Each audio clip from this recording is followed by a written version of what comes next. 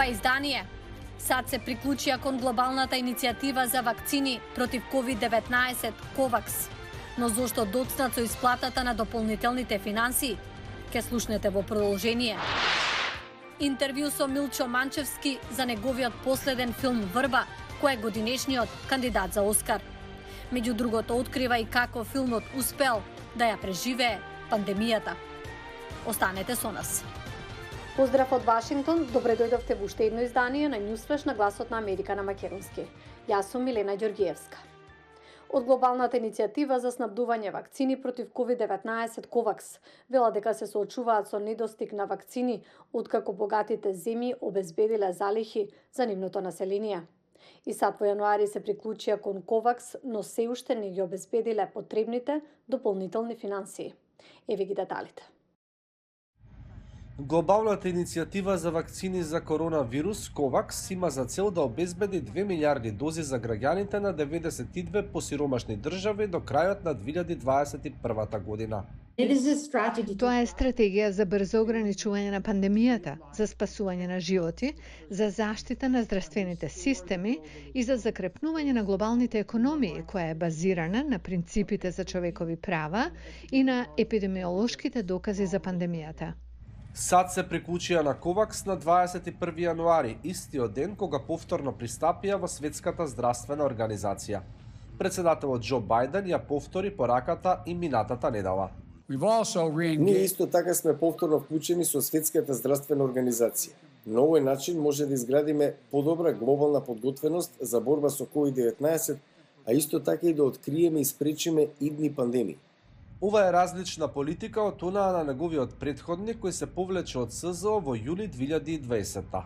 Because they have failed to make the requested and greatly needed reforms. Но администрацијата на Џо Бајден има соопштено малку детали за големината и начинот на кој САД ќе придонесат, освен 4 милиарди долари одобрени од Конгресот во декември за Алијансата за вакцини ГАВИ, која е еден од колидерите во COVAX. Ја повторивме нашата посветеност на COVAX и не можам денеска да објавам за дополнително финансирање. За да ја оствара целта, од COVAX вела дека им се потребни 4,9 милиарди долари покрај 2,1 милиарда кои веќе ги имаат собрано. Тие исто така се справуваат со недостатокот на вакцини откако богатите земји направија залихи за нивното население. 40 милиони дози од вакцината на Pfizer BioNTech се гарантирани за COVAX, но само 1,2 милиони ќе бидат достапни во првото тримесечје од 2021. Ги охрабруваме сите производители да обезбедат најмногу што можат дози, колку што можат побрзо, за ние да бидеме сигурни дека ќе обезбедиме адекватна дистрибуција. Покрај вакцините на Pfizer BioNTech, COVAX ќе дистрибуира и 336 милиони дози на вакцината на AstraZeneca во првата половина од годинава. Тоа се вакцини за кои е јасно дека се достапни, за кои почнаа да се прават проекции за примерна локација за земјите да можат да почнат да планираат. Тие се уште не се завршени, па ќе видиме многу повеќе од COVAX. Идејата е во овие земји првично да се покрие 3% од населението, но крајната цел е 20%. Со оваа првична проекција од COVAX, земјите може да започнат со нивните стратегии за имунизација кои вклучуваат складирање, дистрибуција и справување со противењето на вакцинацијата.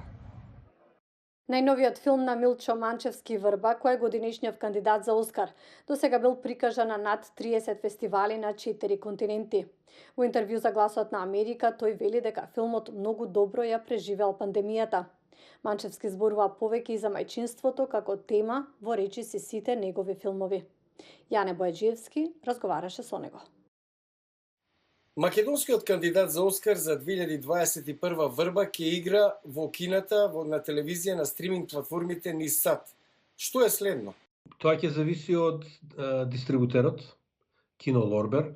Они се стар дистрибутер на артхаус филмови, на уметнички филмови.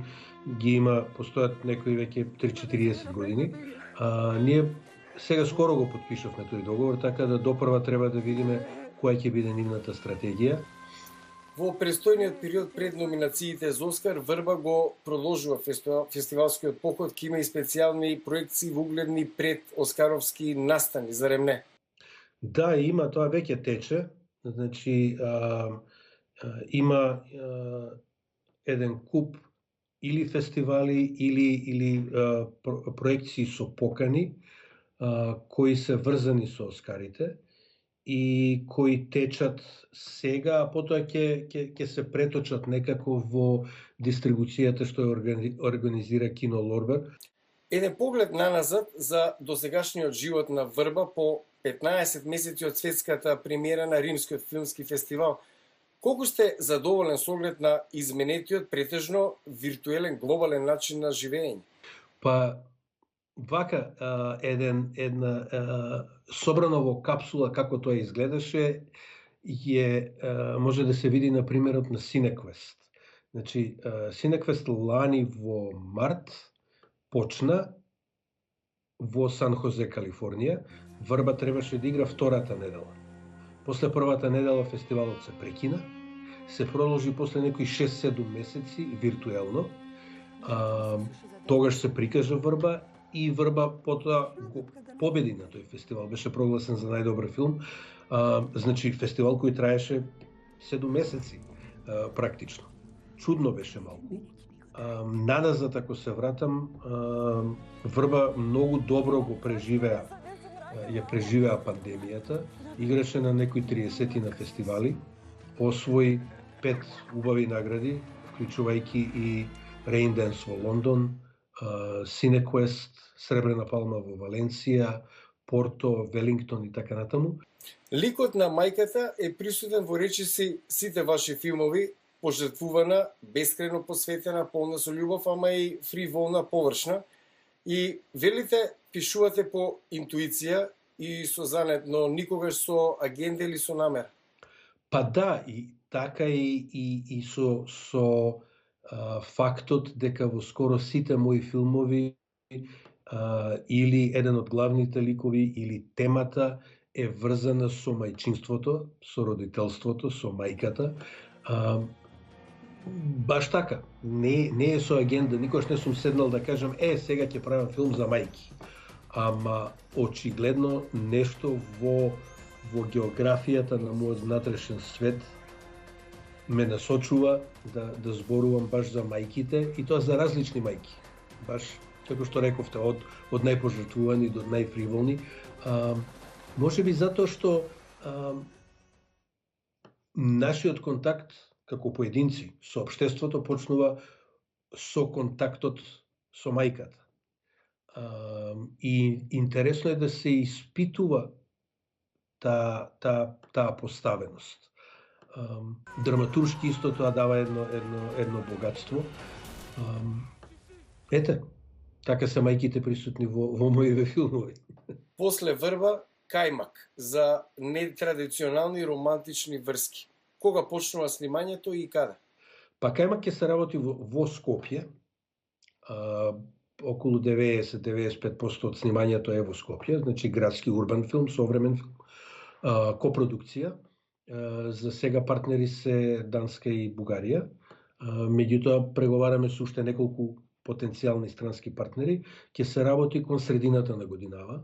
Веќе почнавме онака полека тивко студиозно, работиме и на барање локации, и на кастинг, на визуелно оформување на филмот, така да многу му се радувам. Ова е црна комедија, смешно трагичен филм и се надевам да го завршиме негде до почетокот на следнава година. Благодарам за разговорот, Милчо, и секој добро. Фала, Дене, поздрав. Целото интервју со Манчевски можете да го гледате на нашата веб страница и на социјалните медиуми. Од мене толку, ви посакувам пријатен викенд. До гледање.